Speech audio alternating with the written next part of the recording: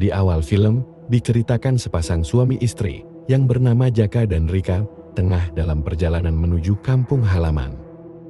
Tujuan mereka berangkat dari kota ke desa, yaitu untuk mengecek kondisi rumah Jaka yang merupakan peninggalan dari orang tuanya yang sudah tiada. Selama Jaka berada di kota, rumah itu pun diurus oleh tetangganya yang bernama Cecep. Saat berada di rumah Cecep, Jaka mengucapkan terima kasih karena telah merawat rumahnya selama ini. Di rumah Cecep, ibunya menyuguhkan segelas teh manis hangat untuk Jaka dan juga Rika. Ketika melihat Rika sedang mengandung, ibu Cecep berkata, wanita hamil harus berhati-hati karena banyak sekali pantangan dan larangan yang harus dihindari. Perempuan hamil itu kedah serba hati-hati, seueur pamalina. Tidak lama dari itu, Jaka dan Rika pun diantarkan ke rumahnya. Dan setibanya di sana, terlihat rumah itu sudah sangat lusuh dan banyak sekali tanaman liar yang tumbuh di halaman depan. Sin seketika kilas balik dengan kejadian di masa lalu, di mana kakak perempuan Jaka yang bernama Nenden selalu menatap ke arah luar jendela di malam hari. Dia menanti kepulangan suaminya yang merupakan seorang tentara.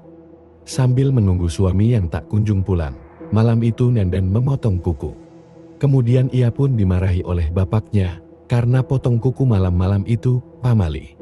Bapak mengingatkan, jadi istri tentara itu haruslah banyak bersabar. Tapi harusnya teh udah pulang dari minggu lalu. Setelah bapak pergi, Nenden melanjutkan potong kukunya.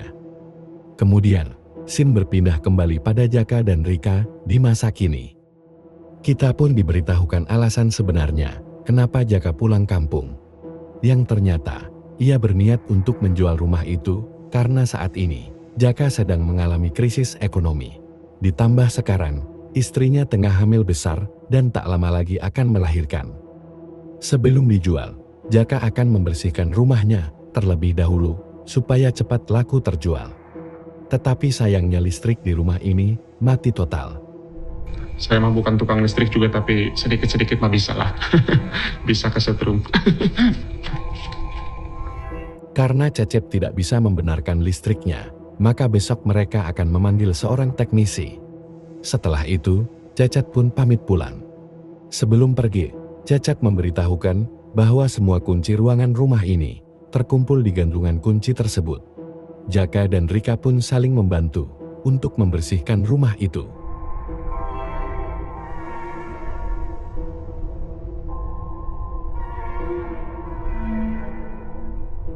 Tak terasa hari mulai gelap.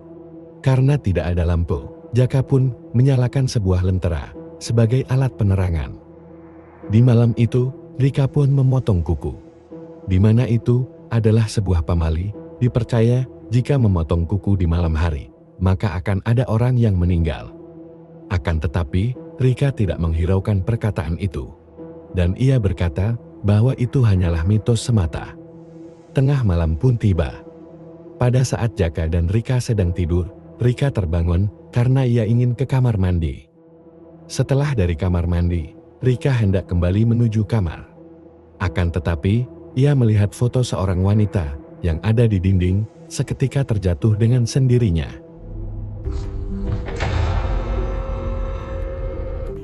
Hal itu membuat Rika merinding tidak karuan. Setelah tiba di kamarnya, tanpa sengaja, Rika pun mendengar suara seorang wanita yang sedang menangis. Suara itu berasal dari kamar sebelah.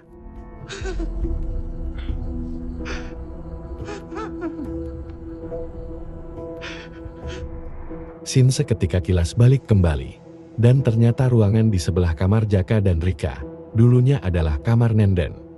Ketika itu Nenden menangis terseduh-seduh karena mendapatkan kabar dari komandan bahwa suaminya telah gugur saat sedang bekerja untuk negara. Ada kemungkinan kalau meninggalnya suami Nenden ada kaitannya dengan Nenden yang melakukan sebuah pamali, yaitu potong kuku di malam hari. Sin lalu beralih kembali ke masa kini. Saat pagi hari, Rika mengajak Jaka untuk cepat-cepat pergi dari rumah ini karena ia mengalami kejadian aneh kemarin malam. Tetapi di sisi lain, Rika pun penasaran dengan ruangan di sebelah kamar mereka. Rika pun menyuruh Jaka untuk membuka pintu ruangan itu. Namun anehnya, di antara banyaknya kunci, Jaka tidak menemukan kunci yang pas untuk membuka ruangan tersebut. Karena terus kepikiran, Rika pun menyuruh Jaka untuk mencari kunci ruangan itu. Saat sedang mencari kunci, Jaka membuka sebuah lemari. Dan di sana, ia pun menemukan foto kakaknya, Nenden. Ketika Rika melihat foto itu, ia pun menyadari kalau wanita di foto itu sama seperti yang terpajang di dinding. Tetapi anehnya, Jaka tidak mengingat semua masa lalunya. Ia seperti mengalami amnesia dan tidak mengingat apapun yang dulu pernah terjadi di rumah ini. Tak lama kemudian, datanglah Cecep bersama seorang teknisi listrik. Saat itu, Rika pun menemukan sesajen dan ia segera membuangnya. Cecep melihat hal itu dengan mata kepalanya sendiri. Kemudian, Rika menanyakan tentang keluarga Jaka kepada Cecep. Cep, kenal sama keluarganya Jaka nggak? Namun Cecep seketika ketakutan dan selalu menghindar dari pertanyaan Rika. Kemudian, karena listrik sudah menyala, Cecep dan teknisi itu pun segera pamit pulang. Ketika Jaka sedang membuat kopi di dapur, ia berbicara dengan Rika. Tetapi saat ia melihat di kaca, ternyata Rika sedang membersihkan pekarangan rumah. Melihat hal itu, Jaka seketika terdiam. Jaka lalu berpikir, jadi siapa yang ada di belakangnya tadi? Rika pun masuk dan kebingungan melihat ekspresi Jaka yang seperti orang ketakutan. Sudah malam kedua, mereka berada di rumah itu. Rika mengomel karena tidak ada sarung bantal berwarna lain selain warna putih. Ia pun melihat bahwa rambutnya sudah panjang dan ingin memotong rambut. Rika terus menanyakan apa yang sebenarnya terjadi di dalam rumah ini. Karena kata Jaka, telah terjadi sesuatu yang aneh kepada Nenden. Dan sekarang, kamar Nenden pun tidak bisa dibuka. Scene berpindah kembali ke masa lalu. Setelah ditinggal mati oleh sang suami, Nenden menjadi gila. Terlihat ia pun memotong rambutnya dan hendak keluar rumah karena ingin menunggu suaminya pulang. Sang ibu sangat prihatin melihat kondisi Nenden yang menjadi seperti itu. Kemudian, Nenden dihalangi oleh bapaknya karena bapak merasa malu punya anak yang menjadi gila. Nenden pun terus dikurung oleh bapaknya di dalam kamar itu.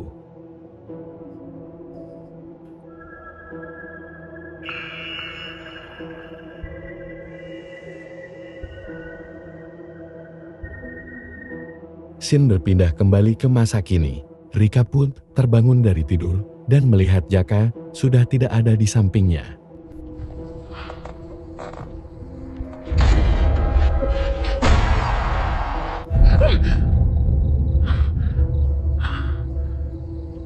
Rika berjalan keluar kamar, memanggil dan mencari Jaka.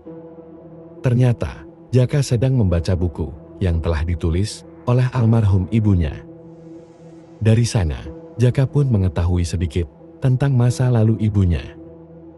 Rika menghampiri Jaka dan mengatakan bahwa ada yang aneh di rumah ini.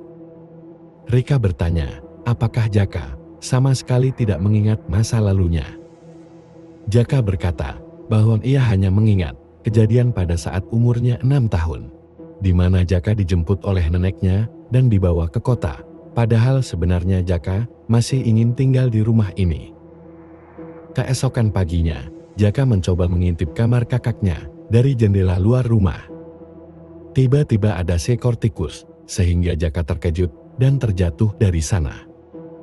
Hampir saja, Jaka tertusuk bambu runcing yang menancap di sana. Tak lama, datanglah Cecep membawa tukang kunci untuk membuka pintu kamar Nenden. Tetapi tukang kunci itu merupakan tukang listrik kemarin. Di sisi lain, Rika sedang memotong rambut di kamar mandi. Setelah selesai, ia pun langsung membersihkan rambutnya. Akan tetapi, rambut itu terus terjatuh dari arah atas.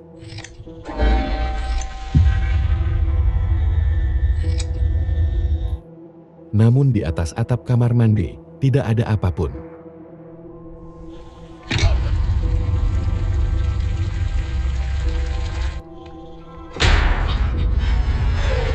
Tiba-tiba, Rika melihat penampakan wanita di dalam kamar mandi itu.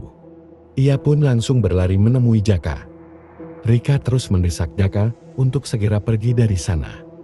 Jaka meminta Rika agar bersabar untuk menunggu 1 hari lagi sampai pembeli rumah ini datang. Sementara itu, Cecep dan tukang kunci telah berhasil membuka pintu kamar Nenden. Jaka langsung masuk ke kamar itu dan ia melihat ada sebuah rantai yang menempel pada dinding kamar itu. Dulu, rantai itu dipakai untuk mengikat kaki Nenden. Karena terus memikirkan suaminya yang sudah tiada, Nenden terus menangis dan berontak untuk keluar dari kamar, sehingga dengan terpaksa ia pun harus diikat.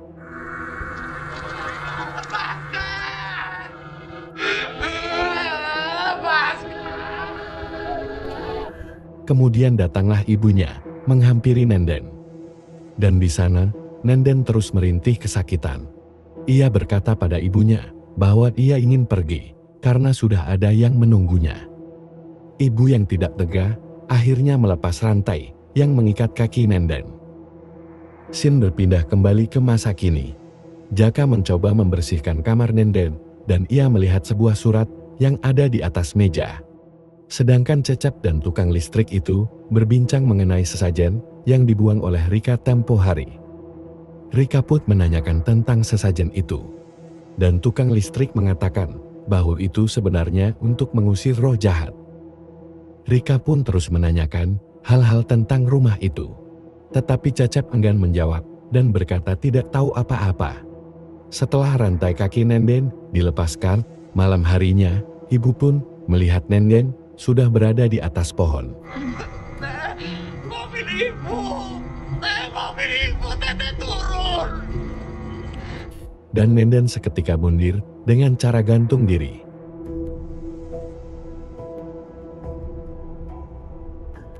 Rita kesal dengan Jaka karena tidak ingat tentang masa lalunya di rumah ini. Bahkan Jaka tidak ingat bahwa kakaknya Nenden meninggal karena bundir. Rika terus mengajak Jaka untuk segera pergi dari rumah itu karena banyak sekali hal aneh yang terus terjadi. Namun Jaka tidak akan pergi sebelum rumah itu terjual. Ia berharap dengan menjual rumah ini dapat membantu masa depan mereka. Karena ia malu jika harus meminjam uang kepada orang tua Rika. Kalau aku sampai minjam sama orang tua kamu, kamu mikir nggak muka aku mau ditaruh di mana? Ya kamu mikirin aja. Pada malam harinya, saat Jaka sedang mendengar radio, ia pun diganggu oleh sosok penunggu rumah itu. Adieu, Jaka.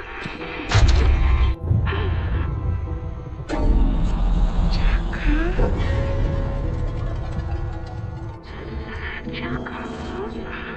Adieu, Jaka.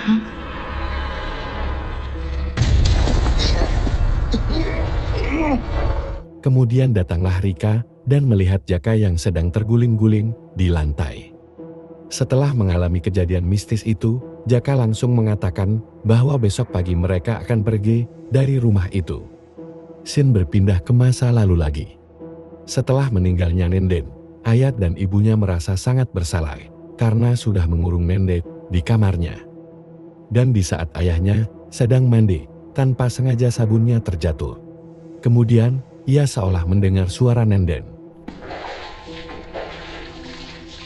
Bapak, Dengan keadaan mata penuh sabun, Bapak berusaha mencari dari mana sumber suara itu.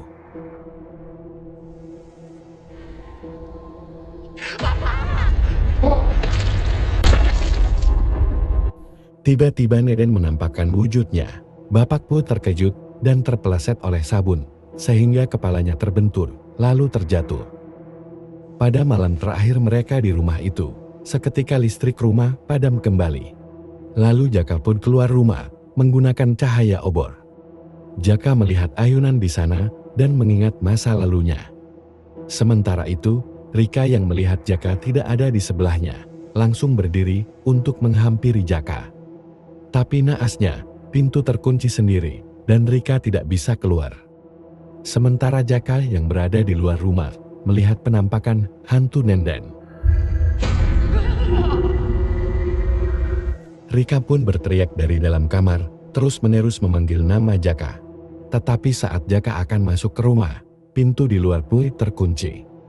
Saat sedang berlari, kaki Jaka pun tertusuk oleh bambu runcing yang menancap di halaman depan rumah dan terluka.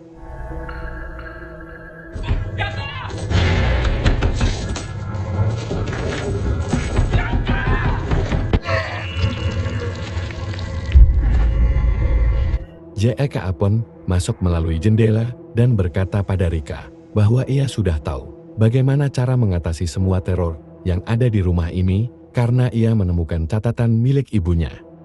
Supaya arwah Nenden tenang, mereka harus membacakan sebuah mantra. Tetapi sebelum itu, mereka harus mengumpulkan beberapa barang yang tercatat di kertas ini, yaitu kopi, kemenyan, batok kelapa, boneka, dan juga baju pengantin. Dulu, ibunya pernah mencoba mengumpulkan semua benda yang dapat membuat Nenden tenang. Tetapi ibunya kekurangan baju pengantin, sehingga akhirnya ibu tidak dapat membacakan mantra itu. Dan berujung meninggal, dibunuh oleh arwah Nenden. Jaka dan Rika belum menemukan baju pengantin di sana.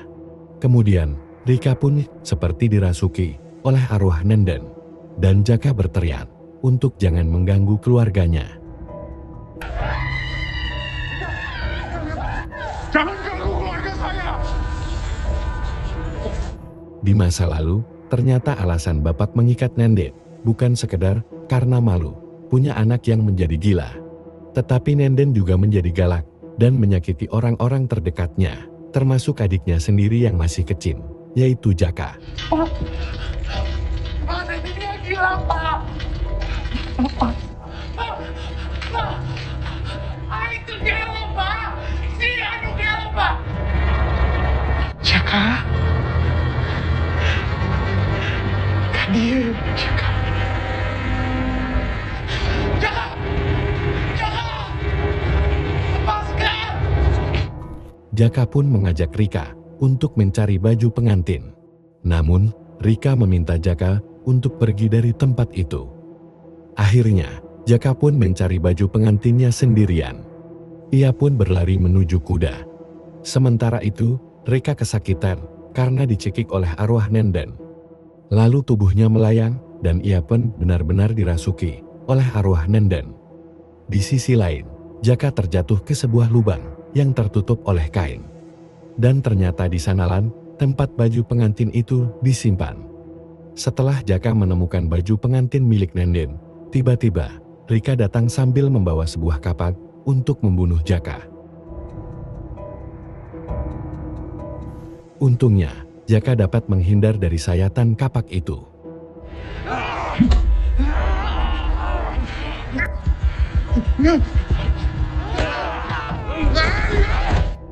Jaka dicekik oleh Nenden. Beruntungnya, dia dapat melawannya.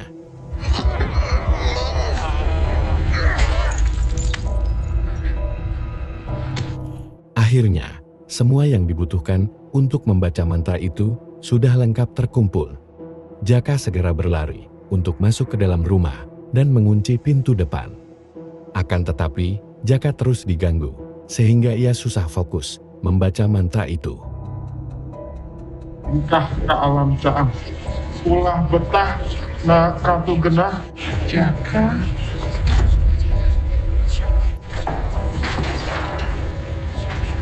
Mangka tidak ingat Jaka. Nah, asihna.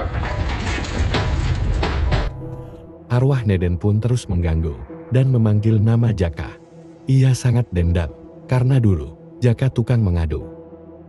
Belum selesai Jaka membaca mantra itu, dia mendengar seolah-olah Rika sudah tersadar.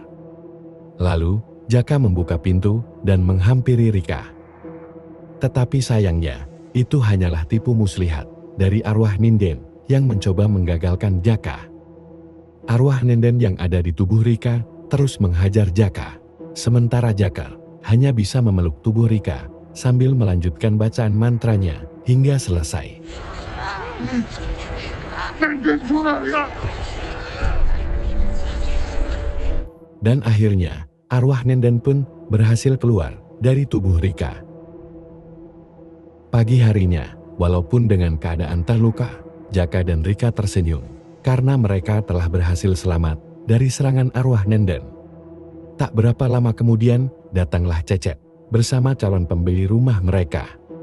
Akhirnya, rumah itu pun laku terjual. Jaka dan Rika hendak pulang kembali ke kota. Saat di perjalanan, Jaka membaca lagi buku catatan milik ibunya. Di sana, terdapat beberapa pesan untuk Jaka, di mana ibunya meminta maaf karena tidak punya banyak waktu untuk bersama dengan Jaka. Karena dia harus mengurus kakaknya yang kondisinya semakin buruk. Selain ditinggal mati oleh suaminya, kondisi Nenden semakin bertambah parah setelah bayi dalam kandungannya lahir tanpa nyawa. Belum lama Jaka berjalan, pemilik rumah baru itu menemukan adanya kuburan di pekarangan rumah. Dan ternyata itu adalah kuburan anaknya Nenden. Intinya, semua nasib buruk yang terjadi pada Nenden adalah akibat dia selalu melakukan pamali yang ditentang oleh leluhur mereka. Jaka seketika panik karena Rika kerap melakukan pamali. Jaka berpikir, apakah akan ada hal buruk yang akan datang kepada mereka? Sebelum lanjut ke arah kota, Cecep berhenti di rumahnya terlebih dahulu untuk berpamitan dengan ibunya. Saat itu, ibu Cecep pun melihat ada darah yang keluar dari dalam kandungan Rika.